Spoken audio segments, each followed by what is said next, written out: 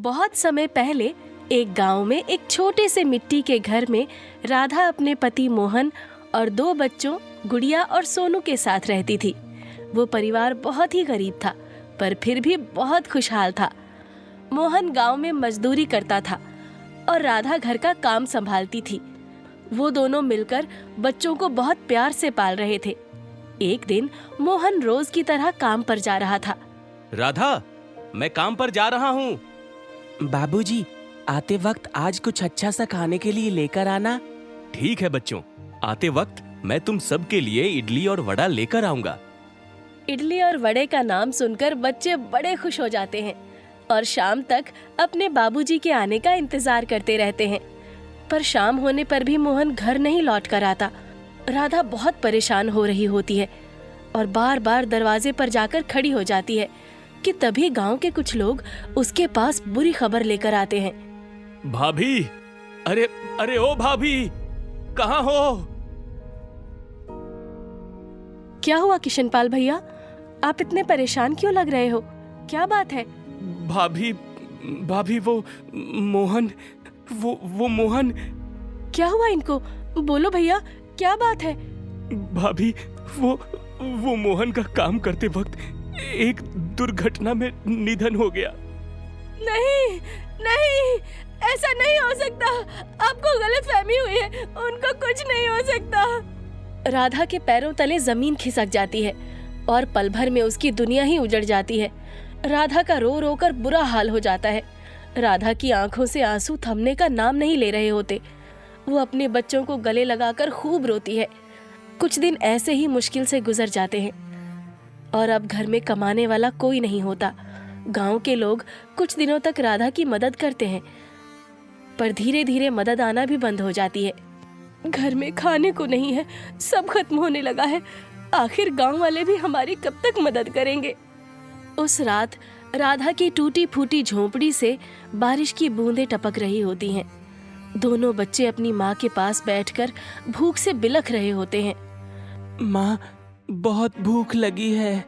बेटा, थोड़ा और सब्र करो, मैं कुछ लेकर आती हूँ। काश आज पिताजी होते तो हमें ये दिन नहीं देखने पड़ते ना माँ। ये बात सुनकर राधा की आंखें नम हो जाती हैं। उसे अपने पति की बहुत याद आती है। वो खुद को जैसे तैसे संभालती है और रसोई में जाकर कुछ खाने को ढूंढती है। वो रसोई में जाती है तो देखती है कि वहाँ थोड़े से चावल रखे हैं। बस ये थोड़े से चावल बचे हैं। आखिर क्या बनाऊं इन चावलों से? ऐसे ही उबाल दिए तो बच्चे खाएंगे कैसे? राधा ये सब सोच ही रही होती है कि तभी वहाँ गुड़िया और सोनू आते हैं। माँ, बाबा क्या कभी वापस नहीं आएंगे? उन्होंने बोला था कि वो शाम को हमारे लिए इडली वड़ा लेकर आएंगे। ये बात राधा के मन को छू जाती है। वो बच्चों को जैसे तैसे करके समझाती है कि उनके बाबूजी भगवान के पास चले गए हैं। उसके बाद राधा चावल की तरफ देखती है और अपने पति की वो छोटी सी आखिरी इच्छा पूरी करती है। वो उन चावल से इडली और वड़ा बनाती है, पर अचानक उसे ख्याल आता है कि बिना सांभर के इडली सूखी लगेगी। वो तुरंत बाहर बगीचे में जाती है और वहाँ से कच्ची हल्दी, पालक और चुकंदर तोड़कर ले आती है। उसके बाद वो इडली और वड़े को नए अंदाज में बनाने की कोशिश करती है। आज मैं ऐसे इडली और वड़ा बनाऊंगी कि बच्चे खुश हो जाएंगे। मैं इडली और वड़े को रंगीन बना दूंगी, जिससे बच्चे उसे बिना सांभर और चटनी के भी मजे से खा पाएंगे। राधा हल्दी, पालक और चुकंदर को पीसकर इडली और वड़े के अलग अलग घोल में मिला देती है, जिससे अब इडली और वड़े सफेद नहीं बल्कि हल्दी से पीले, पालक से हरे और चुकंदर से गुलाबी बन जाते हैं। उसके बाद वो दोनों बच्चों को बुलाती है। बच्चों, जल्दी आओ, तुम्हारी अनोखी इडली और वड़ा तैयार है। बच्चे खुश होकर अपनी माँ के पास जाते हैं और जैसे ही वो रंगीन इडली और वड़ा देखते हैं, खुशी से पागल हो जाते हैं। वाह माँ, आपने क्या कमाल का इडली और वड़ा बनाया है। ऐसी इडली और वड़ा तो हमने आज तक कहीं भी नहीं देखे हैं। हाँ माँ, अगर हम ऐसी इडली और वड़ा बाजार में बेचने लगे तो सोचो हमारी कितनी कमाई होगी। हाँ माँ, भाई सही बोल रहा है। इसे तो हम बेच भी सकते हैं, सब लोग इसे जरूर खाएंगे। अरे नहीं बेटा, ये सब आखिर कौन खरीदेगा? आप कोशिश तो करो माँ।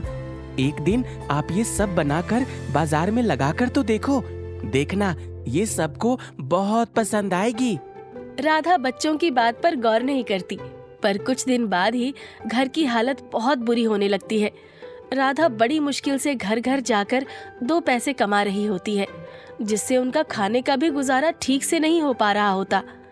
आए दिन बच्चों की भूख से तड़पती आंखें देखकर राधा से सहा नहीं जा रहा होता। बच्चे शायद उस दिन सही बोल रहे थे, मुझे वो इडली और वड़े बेचने का काम शुरू कर ही देना चाहिए। ये घर घर जाकर बर्तन मांजने से कुछ नहीं होने वाला। वैसे भी अगर मेरे बच्चे इसे पसंद कर सकते हैं तो गांव के और भी लोग इसे जरूर पसंद करेंगे। अगली सुबह राधा रंगीन इडली और वड़ा बनाकर तैयार कर देती है। उसके बाद वो गांव के चौक पर इडली और वड़े बेचने के लिए बैठ जाती है। आओ आओ आओ, रंग बिरंगी इडली खाओ, आओ आओ आओ, रंग बिरंगे वड़े खाओ। इतने सुंदर और स्वादिष्ट इडली और वड़े आपको कहीं नहीं मिलेंगे। ऐसी रंग बिरंगी इडली और वड़ा देखकर वहाँ सब लोग आकर इकट्ठा होने लगते हैं। थोड़ी देर बाद वहाँ एक बच्चा अपनी माँ के साथ गुजर रहा होता है और ऐसी रंग बिरंगी इडली देखकर उसको खाने की जिद करने लगता है। माँ, मुझे ये रंग बिरंगी इडली खानी है। देखो ना माँ, कितनी सुंदर है। नहीं नहीं बेटा, ये रंगों वाली इडली सेहत के लिए बिल्कुल अच्छी नहीं होती। तुम इसे खाकर बीमार पड़ जाओगे। अरे नहीं बहन जी, मैंने इसमें कोई ऐसा रंग नहीं मिलाया है जिससे किसी की सेहत खराब हो। ये रंग तो हल्दी, पालक और चुकंदर से आया है। क्या सच में? ये तो मैंने कभी सोचा भी नहीं था कि इडली और वड़े को ऐसे भी बनाया जा सकता है। इतनी स्वादिष्ट और सेहत के लिए अच्छी चीज जो बच्चे खुश होकर खा सकें। जी बहन जी, यही सोचकर तो मैंने बनाई है। सच में ये तो बहुत बढ़िया है। इसी बात पर मुझे भी दे दो 3 इडली, एक पीली, एक हरी और एक गुलाबी। राजू और राजू की माँ जब वो इडली और वड़ा खाते हैं तो उनको उसमें अलग ही स्वाद आता है। ये देखकर वहाँ और भी लोग आने लगते हैं। फिर से वहाँ एक आदमी आता है और राधा से पूछता है, ये इडली वड़ा पाव इतनी रंगीन कैसे है? इसमें कुछ मिलाया तो नहीं? राधा मुस्कुरा कर बोलती है, नहीं नहीं, ये पूरी तरह से प्राकृतिक है। इसमें हल्दी से पीला रंग, पालक से हरा रंग और चुकंदर से गुलाबी रंग आया है। कोई भी हानिकारक रंग नहीं है मेरे इडली और वड़े में। लोगों को धीरे धीरे विश्वास होने लगता है और धीरे धीरे वो राधा की रंग बिरंगी इडली और वड़ा खरीदना शुरू कर देते हैं। पहले ही दिन राधा सारी इडली और वड़े बेचकर अच्छे पैसे कमा लेती है। राधा अब हर दिन सुबह जल्दी उठती, इडली और वड़ा तैयार करती और उसे बेचने के लिए बाजार जाती है। दिन ब दिन उसकी इडली मशहूर होने लगती है। गांव के अलावा आसपास के लोग भी उसकी रंगीन इडली और वड़ा खाने के लिए आने लगते हैं। भगवान, आज आपकी कृपा से मेरी छोटी सी दुकान पर इतनी भीड़ है। मुझ पर ऐसी कृपा हमेशा बनाए रखना। माँ, अब तो सब अच्छा हो गया है। देखो ना, अब हमारी छोटी सी दुकान पर कितनी भीड़ जमा होने लगी है। अब तो आपको इस छोटी सी दुकान को बड़ा कर लेना चाहिए। कह तो तुम सही रहे हो। कुछ ही महीनों में राधा के पास इतना पैसा इकट्ठा हो जाता है कि वो एक दुकान खोल लेती है। अब वो सिर्फ वड़ा ही नहीं बल्कि और भी तरह तरह के व्यंजन बनाने लगती है। आखिरकार राधा अपने बच्चों का स्कूल में दाखिला भी करा देती है। राधा की आंखों में आंसू होते हैं। बाबूजी का सपना था कि हम दोनों अच्छे स्कूल में पढ़ें। आज वो ऊपर से जरूर देख रहे होंगे ना माँ, और कितने खुश होंगे। राधा की आंखों में आंसू आ जाते हैं। वो ऊपर देखती है और मोहन को याद करती है।